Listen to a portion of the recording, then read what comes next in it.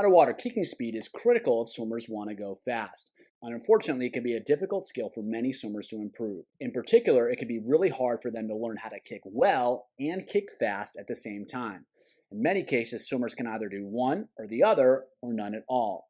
What we really need is a strategy that encourages them to do both at the same time.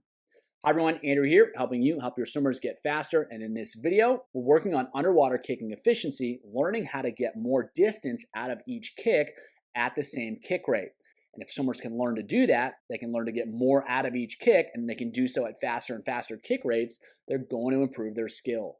And so rather than working on isolated aspects of the kick, we're going to challenge them to perform in different ways.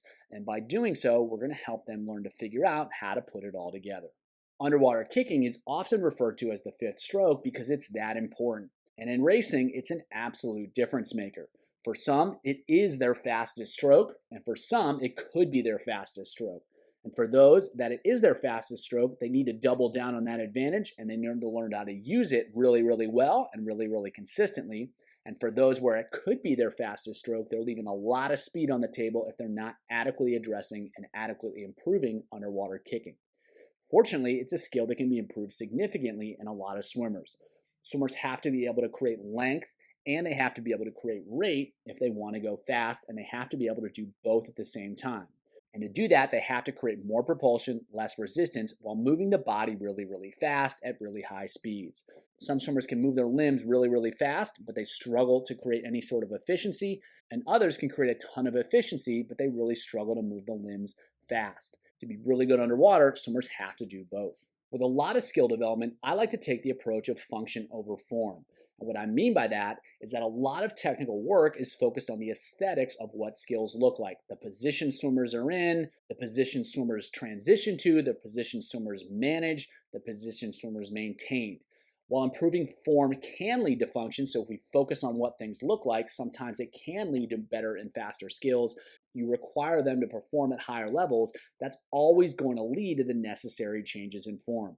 And so while it can be useful to work on what things look like, in many cases, I like to skip that step and focus on what swimmers are actually capable of doing. A lot of times when working on the visual aspects of skill, it's performed at slower speeds, but skills need to be developed at high speeds if we want them to show up in races. So what I like to do is focus on finding ways to help swimmers kick better at higher rates. If they can learn how to kick better at higher rates, regardless of what it looks like, they're going to go faster underwater. And if we manipulate the outcomes that they're trying to achieve, we can get better skills. By creating little puzzles, little games, we can force swimmers to explore how to kick better as opposed to just trying to help them learn how to look better.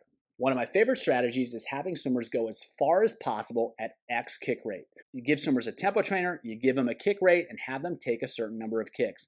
They're going to try to go as far as they can with those kicks at that rate.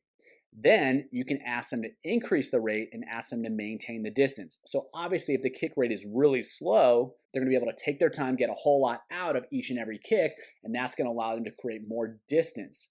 Now, as the kick rate gets faster, that's going to become more and more difficult to do. But if they can maintain that same distance, that means they're maintaining the effectiveness of the kick.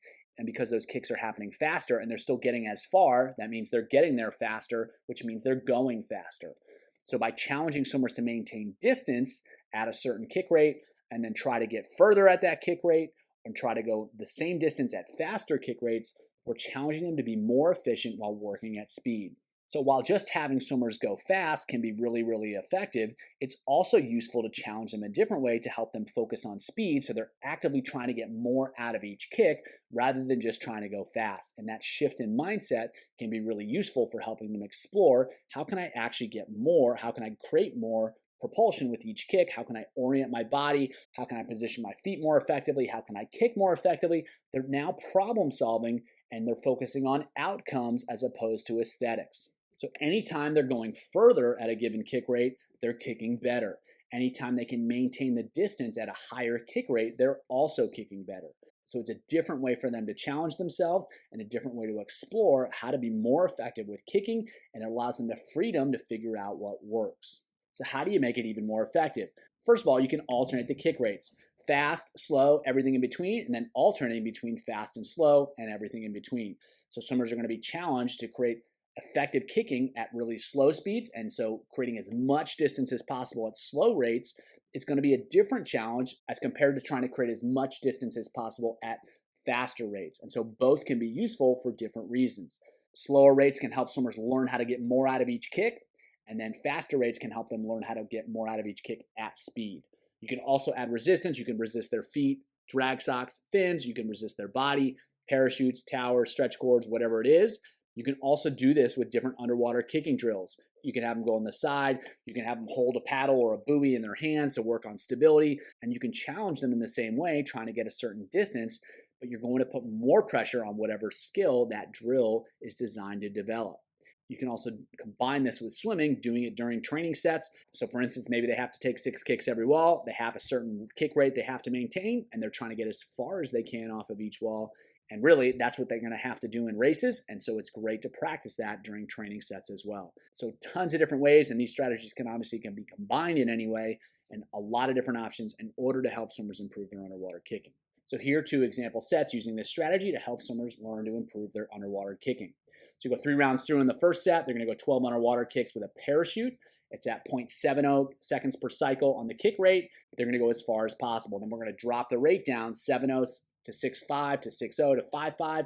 They're trying to maintain as much distance as they can as the rate gets faster. And so they're going to start kicking at the flags every time just to keep that standardized. And again, maintain the distance as the rate gets faster.